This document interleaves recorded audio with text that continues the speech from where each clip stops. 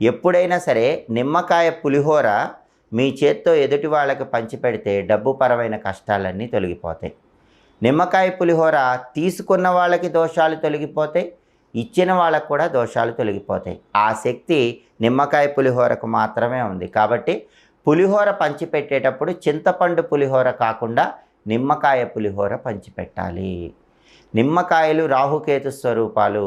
నిమ్మకాయలకి సమస్త దోషాలను తొలగింపజేసే శక్తి ఉంది. కాబట్టి బాగా డబ్బు పరంగా చిన్న కష్టాలు వచ్చినా పెద్ద కష్టాలు వచ్చినా మీ జన్మ నక్షత్రం ఉన్న రోజు, లేదా మీ నామ నక్షత్రం ఉన్న రోజు, లేదా మీరు పుట్టిన తిథి ఉన్న రోజు మీ చేత్తో 11 మందికి నిమ్మకాయ పులిహోర పంచిపెట్టండి.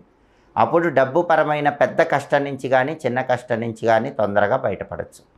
అలాగే డబ్బు పరంగా ఒక కష్టం వచ్చినప్పుడు ముష్ట ముద్ర అని ఒక ముద్ర ఉంటుంది. ఆ ముద్ర ఏంటంటే మీ